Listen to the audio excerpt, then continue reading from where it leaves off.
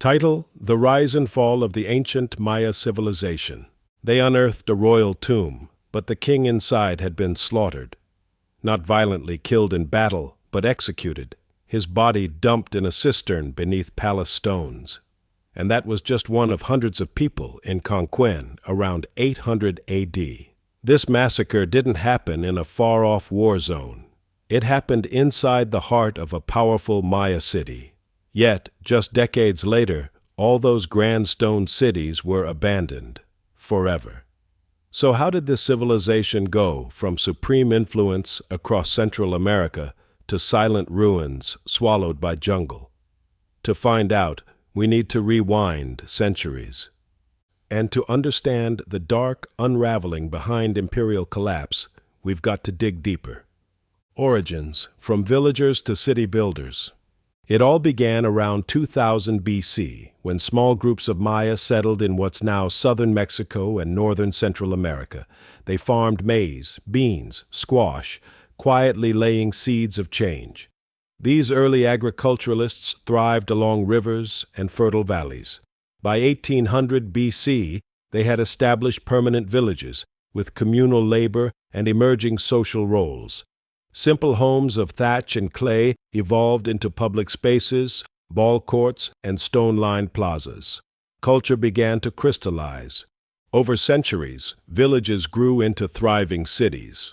By 420 AD, the Maya had developed powerful city-states: Tikal, Conquén, Calakmul, urban centers marked by stepped pyramids, ceremonial plazas, and sophisticated stonework. These weren't just population centers. They were hubs of knowledge, faith, and power. They created a writing system using hieroglyphs to record lineage, events, trade, and rituals. They invented the concept of zero independently, one of the few civilizations on Earth to do so. Their calendar system tracked solar and lunar cycles with uncanny precision, guiding both agriculture and prophecy. Astronomy wasn't a science to them. It was a sacred language of the cosmos. Priests charted Venus and eclipses, while artisans carved dynastic histories into stele. Entire cities aligned with solstices, their architecture echoing celestial patterns. This wasn't just grandeur, it was genius. But even in this golden age, beneath the art and architecture, a web of rivalries quietly tightened. Powerful kings competed not only for resources, but for spiritual legitimacy. And as ambitions grew, so did the stakes. Which brings us to the volatile heart of Maya politics: power plays and the pressure cooker. By the 6th and 7th centuries AD, the Maya lowlands were a patchwork of fiercely independent city-states. No singular Maya empire existed. Instead, kings ruled over their territories, forging alliances or launching wars in a constant dance of dominance. Tikal, one of the greatest Maya cities, housed over 50,000 people. It was a marvel, its ceremonial core dense with pyramids, palaces, and reservoirs carved from the limestone beneath. Yet it sat on poor soil and swampy land, where every harvest was hard-won. To feed such cities, farmers cleared forests, terraced hills, and drained wetlands. But this ingenuity came at a cost. As populations exploded, pressure on the environment grew. Trees vanished. Erosion followed. Soil lost fertility. Even the reservoirs turned against them, contaminated by mercury, likely from pigment used in rituals and royal burials. Algal blooms made water toxic. Ironically, the sacred systems built to preserve life had begun to poison it. In Conquén, a vital trade hub with river access and rich jade, the good times ended abruptly. Around 800 AD, royal elites were brutally executed, their bodies discarded in palace drains. The massacre wasn't foreign invasion, it was internal collapse, a coup, a revolt, maybe both. But it revealed a chilling truth. The glue binding Maya society, ritual kingship, was breaking. That single bloody event was just a crack in a dam of growing pressure, and when the skies turned dry, that dam burst. Climate chaos, droughts and disasters, sediment cores and cave minerals tell a clear story. Between 800 and 1000 AD, the Maya region was scorched by a mega-drought, one of the most intense in 7,000 years. Rainfall fell by up to 65%, devastating agriculture and crippling city life. The very crops that shaped Maya identity, maize, squash, beans, failed. Reservoirs dried or turned brackish. Famine spread. Without food, tribute couldn't be paid. Without tribute, kings lost face. And without faith in their divine right, rulers became targets. Social contracts broke. Families fled to hinterlands. Neighbor turned on neighbor. City turned on king.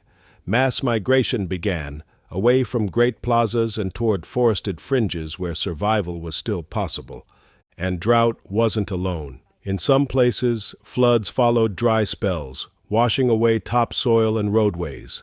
The carefully balanced hydrology of Maya engineering, canals, dams, reservoirs, couldn't cope with nature's whiplash. Their infrastructure buckled under a climate swinging from dry to deluge. Cities that had stood for centuries started crumbling, not by conquest, but by attrition. Fragile foundations, political and social collapse. The Maya political system relied on constant success. Kings were divine intermediaries, chosen by the gods, their power reinforced by harvests, victories, and monumental ceremonies. When those things failed, their authority crumbled. And this wasn't a slow erosion, it was a cascade. Trade routes collapsed, alliances vanished, nobles turned against each other, commoners lost trust in leadership, monuments stopped being built, ball courts fell silent, temples grew mossy, royal tombs were looted, not by outsiders, but by the very people they once ruled. Sacred relics were smashed, not stolen. These weren't robberies, they were acts of cultural rejection. Archaeologists have uncovered signs of sudden, violent abandonment. In some cities, half-finished buildings stand as if construction just stopped. Inscriptions cease. Entire dynasties disappear from the record. And while some rulers tried to adapt by shifting capitals or reforming rituals, it wasn't enough. The system itself was too brittle.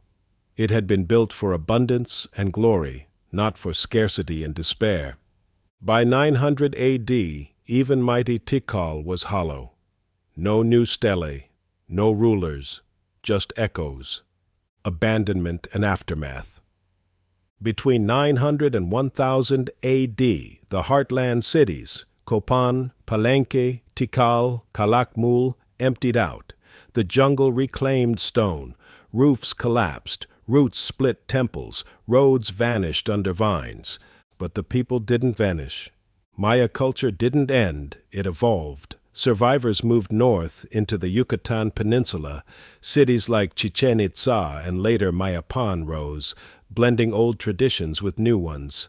They spoke the same languages, followed many of the same gods, and revered the same stars. And beyond cities, countless Maya continued their lives in villages, planting corn, watching the skies, performing rituals. That continuity stretches to today. More than 7 million Maya live across Mexico, Guatemala, Belize, and Honduras. They preserve languages like Quiche, Yucatec, and Quechua. They maintain traditions of weaving, planting, and ceremony, many rooted in classic Maya times. So, the Maya story is not one of extinction, it's one of survival, adaptation, cultural resilience. They built spectacular cities from jungle limestone.